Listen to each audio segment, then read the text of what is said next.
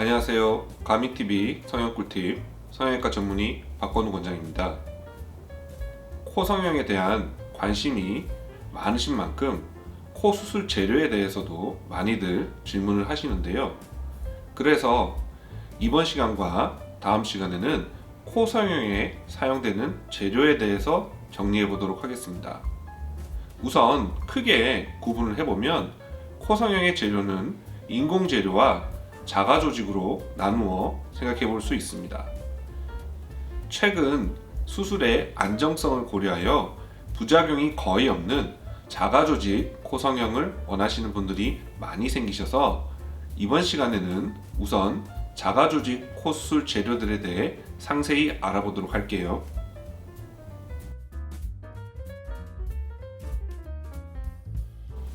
비중격 연골은 코 안에 위치한 튼튼한 코 기둥 연골입니다. 비중격은 비중격 뼈와 비중격 연골로 나뉘어져 있습니다. 우리가 채취하여 사용하는 부분은 비중격 연골 부분입니다. 코 안에 손가락을 넣고 만져보시면 중심부에 만져지는 연골이 있으시죠? 그것이 비중격 연골입니다. 이 비중격 연골의 일부를 떼내어 비주 부위에 연장 연결하여 이식하는 수술법을 비중격 연장이라고 하는데, 대부분의 의사들은 이 방법으로 코 기둥을 세우고 코 지지대를 만든다고 보시면 됩니다.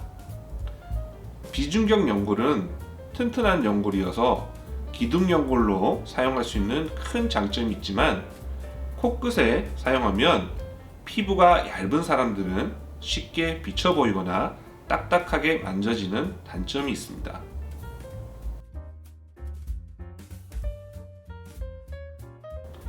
늑연골은 갈비뼈와 붙어있는 연골입니다. 가슴 아랫부분을 2에서 3cm 정도 절개하여 쉽게 채취할 수 있는데요.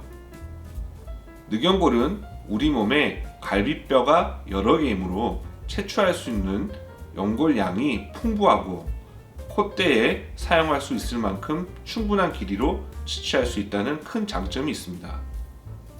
또 자가 조직 중 가장 단단하고 견고한 재료라 조직을 강하게 밀어줄 수 있어서 코 조직을 원하는 코 모양으로 쉽게 만들 수도 있습니다.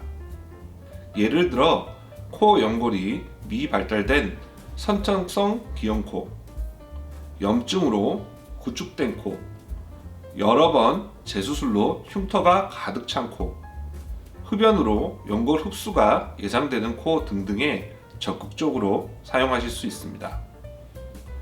그리고 비중격 만곡증으로 비중격이 심하게 휘어 있거나 짧은 코에서 비중격 연골이 너무 작아 비중격 연골을 기둥 연골로 사용하기에 부적합한 경우에도 늑연골의 사용을 권장드립니다.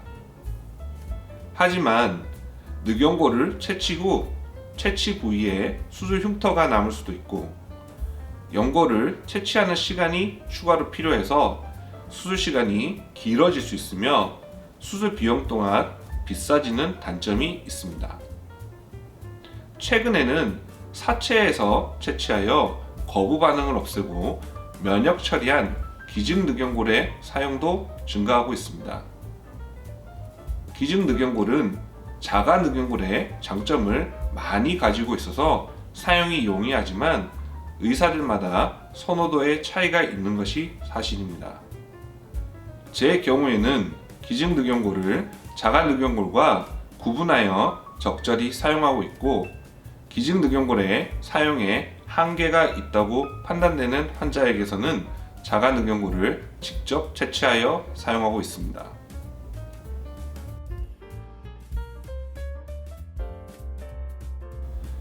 귀연골은 아주 부드럽고 몰랑몰랑한 탄력이 있어서 코끝 성형에 사용하기에 최적의 재료입니다.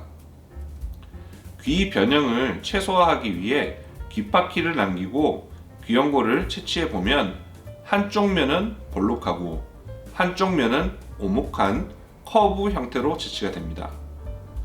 이 연골의 커브 모양의 특성을 잘 활용하여 콧구멍 모양을 다시 만들어 주거나 귀염고를 층층이 쌓아서 코끝과 콧대를 높이는 데 사용하면 매우 좋습니다.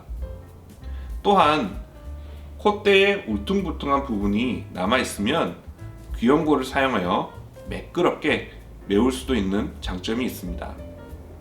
하지만 코 기둥에 사용하면 커브 형태의 연골이기에 코끝이 휘어질 가능성이 있어서 제 경우에는 비주 부분의 귀염고를 사용하지 않습니다. 양측 귀에서만 채취가 가능하므로 재료량에 한계가 있다는 단점도 있겠습니다.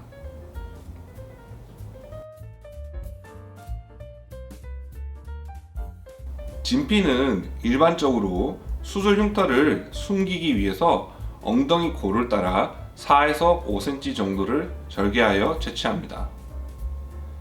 자가진피를 사용하여 콧대를 만들면 염증이나 구축의 부작용이 거의 없다는 큰 장점이 있습니다.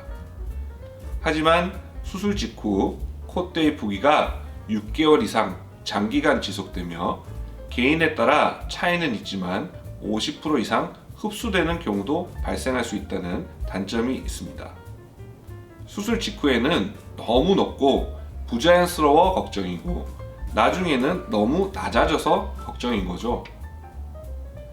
자가진피는 엉덩이에서 채취되는 진피 조직이 주변 조직에게 이미 부어있는 이유 등으로 부기가 빠지고 나서 얼마나 높이가 흡수되어 낮아질지, 콧대의 최종 높이가 어떻게 될지 예측하기가 어려운 제도입니다. 그래서 제 경우에는 이런 문제점들을 보완하기 위해 어느 정도 흡수율 예측이 가능한 건조된 기증진피를 콧대에 사용하기도 합니다.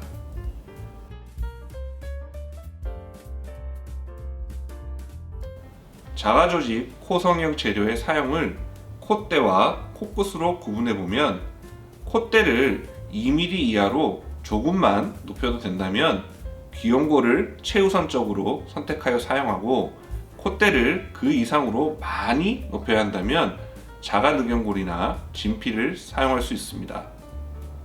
코끝은 부드러운 귀염고를 사용하는 것을 원칙으로 하되 피부가 얇은 분에 한해 일부분만 진피를 사용할 수도 있겠죠. 또한 튼튼한 비중격 연장이 필요한 경우라면 자가늑연골의 사용을 꼭 추천드립니다. 자가조직 코성형은 부작용이 거의 없는 가장 안전한 코수술 방법입니다. 하지만 수술 재료도 다양하고 수술 재료를 채취하고 가공하는데 능숙한 기술이 필요하므로 인공 재료를 사용하는 코수술에 비해 난이도가 높은 편입니다. 그러니 꼭 재수술 경험이 풍부하고 숙련된 의사에게 코 조직의 상태를 정확히 진찰받고 그에 알맞는 자가조직 재료로 수술을 받으셔서 부작용 걱정이 없는 아름다운 코를 평생 가지시길 바랍니다. 도움이 되셨다면 좋아요, 구독 꼭 눌러주시길 바라요. 다음 시간에 또 만나요. 여러분 안녕.